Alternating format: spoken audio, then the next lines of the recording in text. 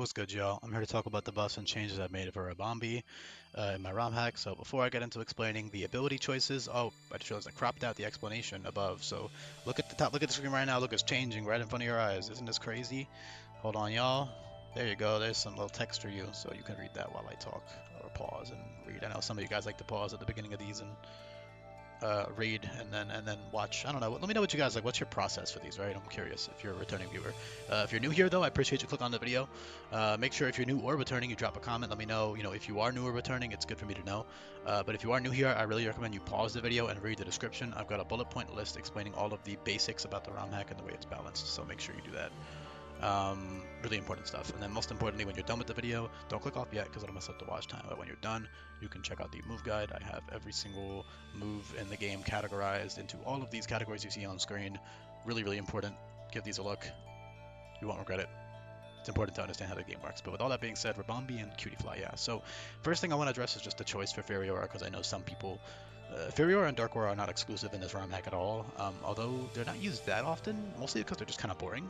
I only use them if they fit really well, or if there's like not that many options to pick from, or if I think it's really cool. Like for example with Blood Moon or Saluna, I just think Dark Aura is fucking cool, right? He's like got this aura too. I don't know, it's just cool. In this case, it's mostly because number one, there wasn't that many good options. There was like stuff obviously like Elegance, which makes it maybe the priority, but I have explained this a bit in the Ori Choreo video. I'm just not a fan of giving that out too much because it kind of makes it too cheesy and it kind of invalidates a lot of stuff on AI. Um, so I opted for Fairy Aura, just if you read the top little bar, pretty much all of Cutiefly, not Combi, pretty much all of Cutiefly's Pokedex entries mention the use of Aura, it senses Aura, it predicts foes' movements with Aura, it reads Aura, um, so literally all of it, almost all of it's, actually, is it literally every single one? Yeah, it senses the Aura of living things. Okay, all but two Dex entries talk about Aura, so yeah, it's got this Aura to them. Fairy Aura is a pretty reasonable choice.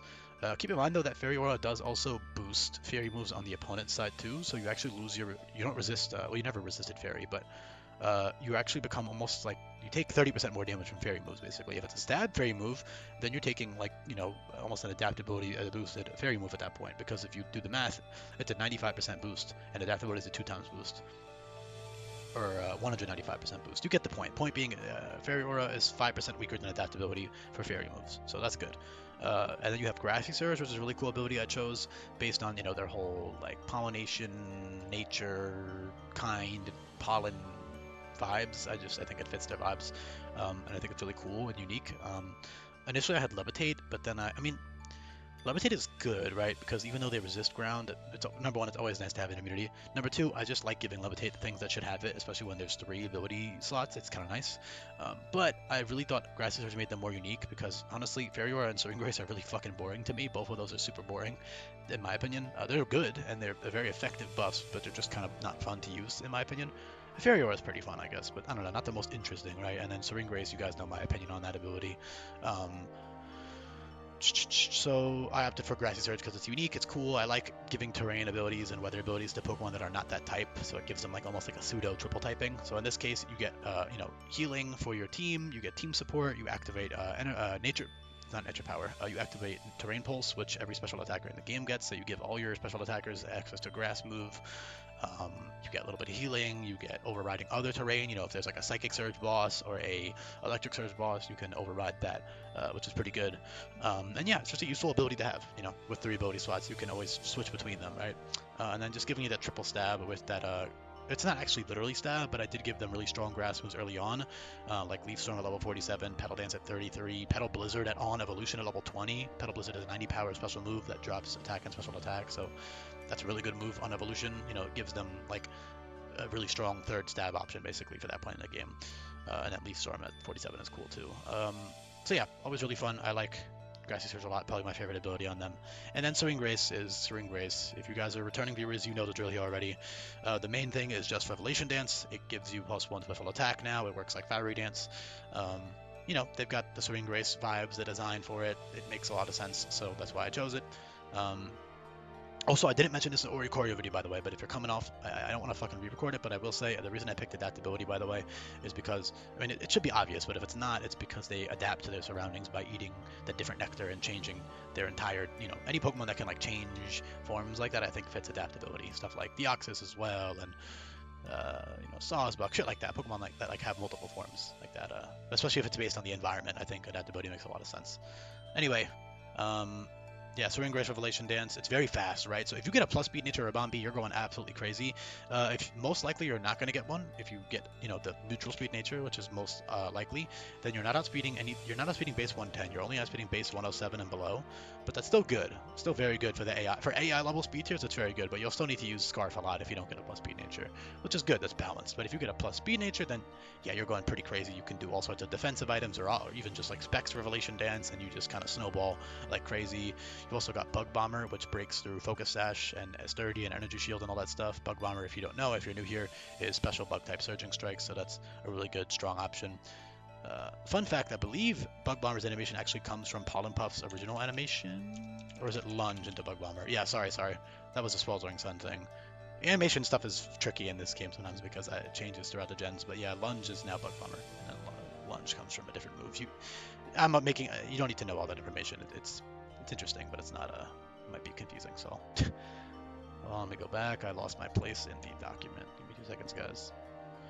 But yeah, that's the main thing for Serene Grace. And then you also do have cheesy like Bug Buzz and Serene Grace air/flinching. Both of those have 60% flinch rates. So if you want to do some like Stun Spore, Bug Buzz shenanigans, go for it. I would never really rely on that personally unless I had no other option on a Teamlocked run.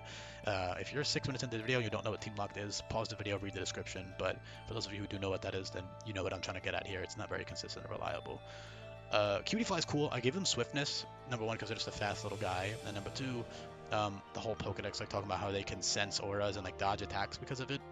Like it can predict foes' movements. I think that's kind of cool to be immune to priority, and I think it's fine when it's a baby. I just don't like it throughout the entire. I don't like end game priority cheats. That's my main thing.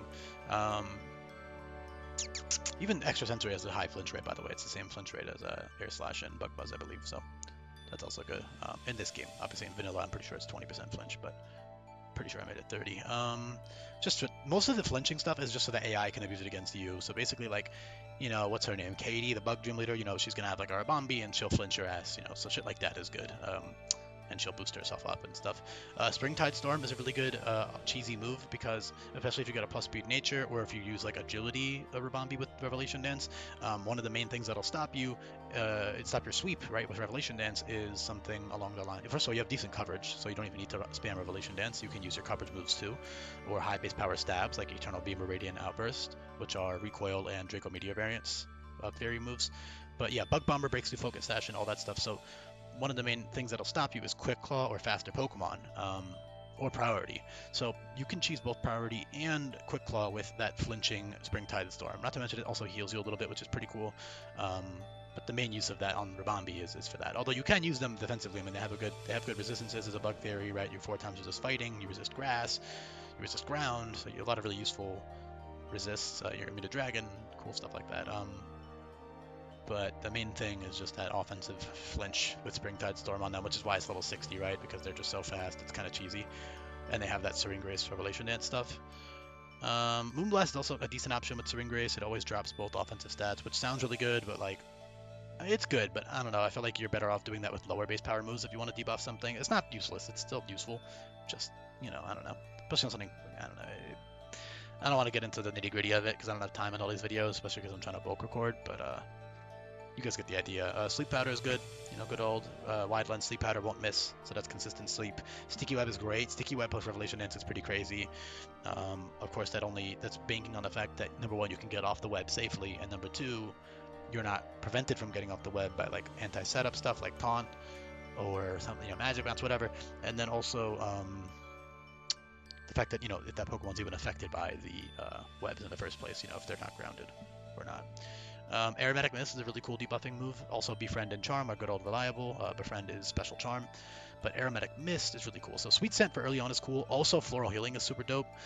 So I really like encouraging bulkier sets, especially on Pokemon that don't seem that bulky, right? Like their Spadef is good, but their HP is still pretty low because they're very tiny. So I like their HP being low.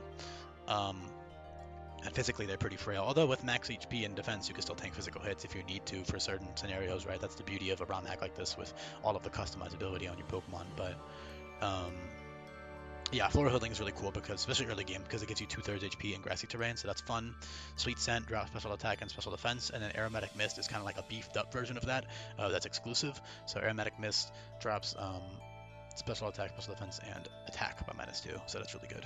And you've also got like Disarming Voice, you've also got Draining Kiss and Siphon, which are dual stab, almost like counterparts to one another. And then you've got Disarming Voice and Struggle Bug, which are the same thing. 60 power, they drop attack and special attack. So you have all types of really fun debuffing, healing moves, especially early on. So it makes up for, I mean, Cutify is very physically frail, right? But with that investment, with your resistances, with debuffing tools, with big healing moves, you have all types of ways to counteract that. And you also are very fast as well. And then you've got Strength Step super early at level 25, so you can use some like early Ribombee Strength Step shenanigans. That's really fun, especially alongside stuff like Aromatic Mist and other utility moves. U-Turn's obviously good. Yeah. Oh, I actually forgot Quiver Dance. Yeah, I mean, who cares? I don't know. Sweeping is fucking boring, but they all throw it on level 65, man. There you go. Which is the end of the game. That's the very end of the game. I know, hopefully nobody comments, like, what happened to Quiver Dance? There you go. If you watched at the end, it has Quiver Dance. And hey, if people do comment about what about Quiver Dance, that's good, because it's good for engagement. It was all part of my plan all along. Trust me. Ribombee. Quiver Dance. 65. So yeah, very, very strong. Yeah, Quiver Dance, Revolution Dance, Springtide Storm for cheesing, Quick Claw, Bug Bomber. You're golden, man. Like, you can sweep through teams, which is pretty not fun and cheesy in my opinion, but you can definitely do it with this Pokemon. It has a really good toolkit for that. And it still, has all that cool utility stuff, which is much more fun in my opinion and much more unique. And of course, that sweeping shit is only in the very end of the game, right? Level 50 is pretty late, Bug Bomber is even later, Springtide Storm is even later, and then Quiver Dance is the end of the game. So yeah, thanks for listening. Shout out to you if you made it to the end. Did I cover any other utility? I guess Encore is, nice, worth mentioning. Stuff like that. So yeah, thanks for listening, y'all. Make sure you drop a comment if you did make it to this point. Peace, y'all.